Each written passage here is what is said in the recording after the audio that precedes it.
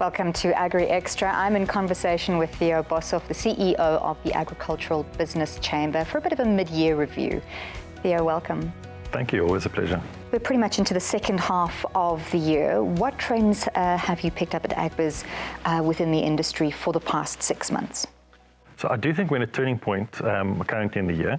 So midway through, the confidence index results just came out, and unfortunately the agribusiness confidence index the first half of the year was significantly down, but there are a couple of factors which have to be taken into consideration. It was the adverse weather conditions that we faced in the summer growing areas. There was, of course, the uncertainty with the pending elections coming up, which we've now passed, and I think a lot of that uncertainty or anticipation might have dissipated. And of course, in the beginning of the year, especially the first quarter of the year, the food sector, predominantly export-oriented, was still reeling from some of the logistics issues that we currently have. And I do think we have reached the bottom where there's really only one way up at the moment, one way forward, and that's up. And there are a lot of institutional changes taking place, which I think will really set us up very well for the second half of the year. So these trends, unfortunately, has been largely pessimistic in the first 6 months, and understandably so. But I'm quite confident that they're going to change in the next 6 months.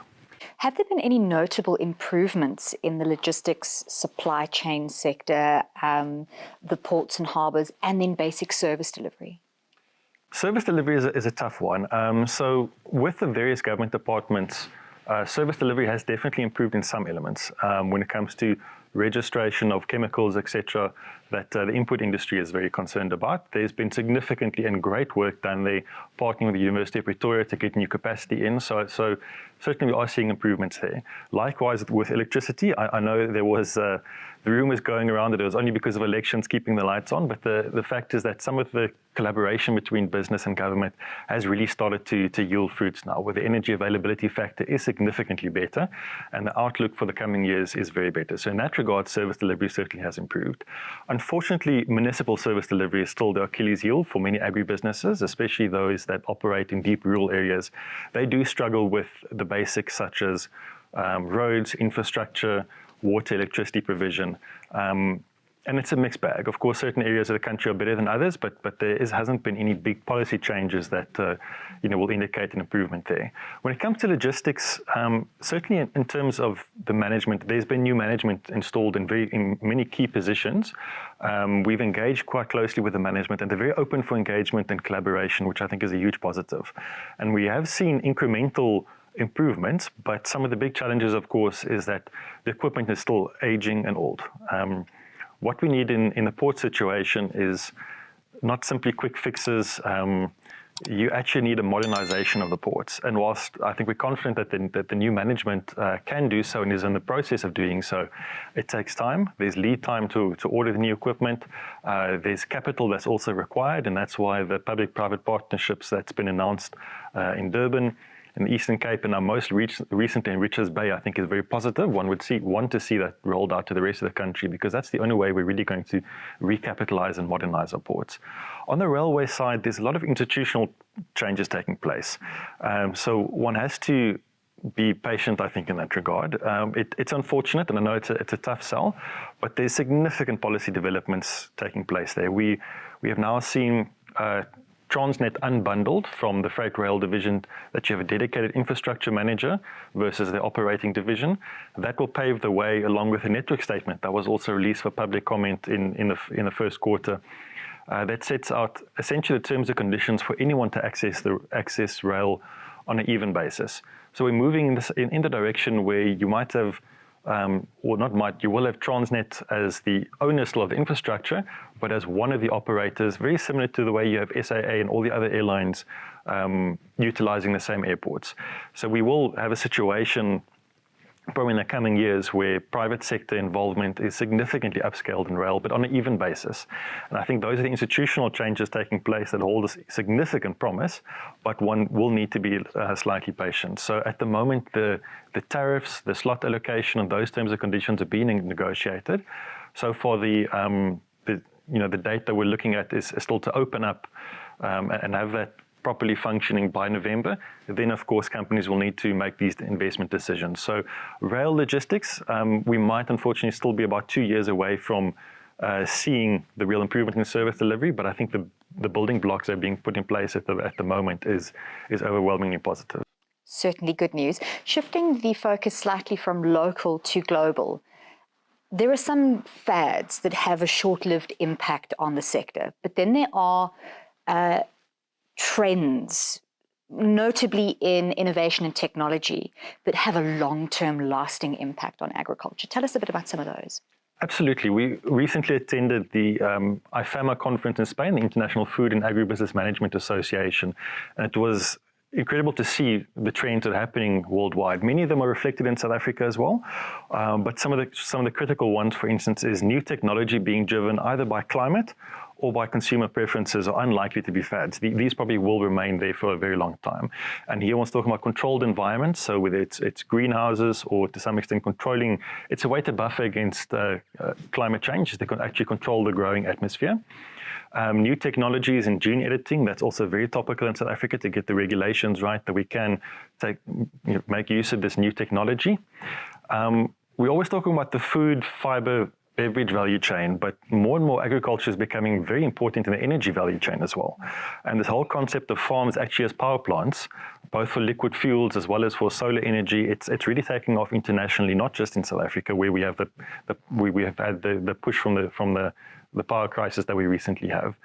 But we know globally in the next 10 to 15 years, we probably will shift more towards electric vehicles. But for aviation fuel, there's still a huge untapped market for sustainable agricultural-based fuels in the aviation market, because that's unlikely to go to electric anytime soon. Other interesting elements which also comes down to biotechnology is from consumer preferences, things such as lactose-free milk, gluten-free wheat. These sort of products are driven more and more by consumers, and I think the agricultural industry is adapting to it. So, and we're finally at the stage where I think through breeding techniques, etc., and biological modifications, one can get there. So it's very interesting to see some of these things happening globally.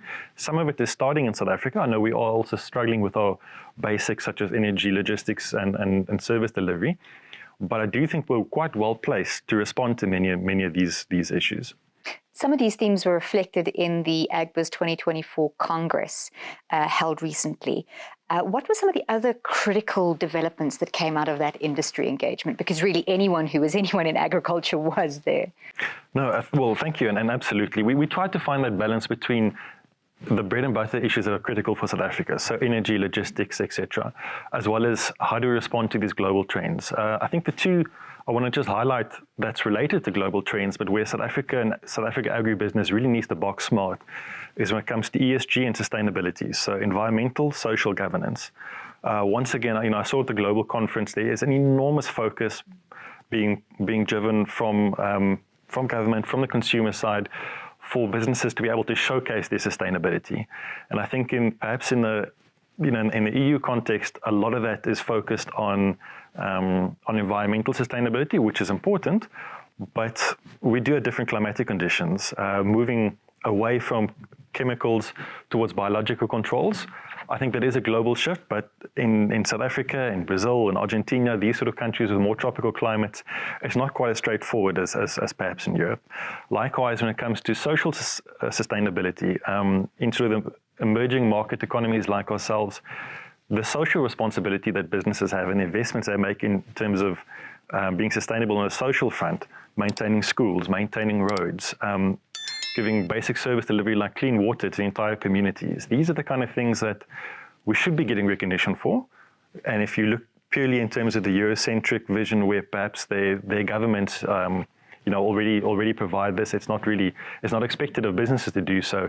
There's a real risk that whilst we're all pushing towards sustainability, how you measure that and what gets counted as sustainability, that we don't get proper recognition for what South African businesses are doing. So it's very, very important that we are proactive in influencing how sustainability is defined in the South African context. Mm-hmm.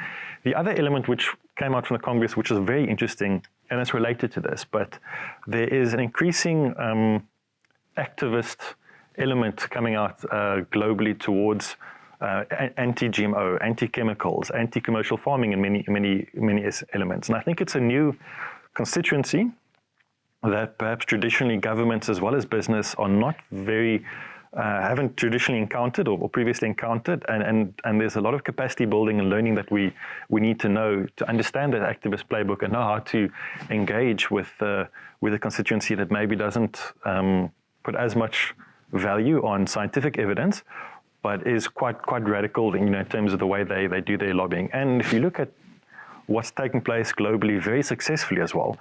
So these are the kind of challenges that we need to learn how to respond to, and that came out very clearly from the Congress. And for that to be a dialogue rather than just a diametric opposition.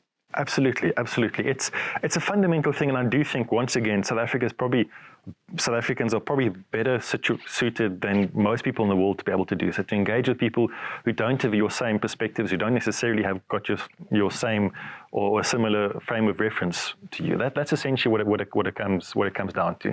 So I think we're well placed, but still there's quite a bit that we can do better. And our government counterparts, the policymakers are very important in this regard as well. Many of the policies that we, I think, are working on and struggling on, and especially if you see what's taking place in the rest of the world, policymakers are also struggling to come to grips in terms of how to respond to climate activists, to many other activists. It's almost a new game in terms of lobbying that we need to adjust to. So I'm glad you mentioned policymakers. That's where I want to go to next. With the new agriculture minister, there is a certain level of anxiety about consistency in approach, in policy. If you had any suggestions of what the new agriculture minister should be specifically focusing on, what would that be? It's a great question. I know there was a lot of anxiety, especially in those 2 weeks after the elections, in terms of how will coalition politics, depending which way it goes, how is it going to influence policy. But ultimately, we have the agriculture and agro-processing master plan, which should be the guiding light and the plan. Really, just the request from our side would be, let's not throw the baby out with the bathwater. We know the master plan isn't perfect, but there are some very important elements there that we would like to see it built forward. Typically things such as little market interference. There's been some very good policy developments of late, the Interministerial Committee on Land Reform, for instance, making the recommendation that title deeds should move towards land reform beneficiaries. I think very positive.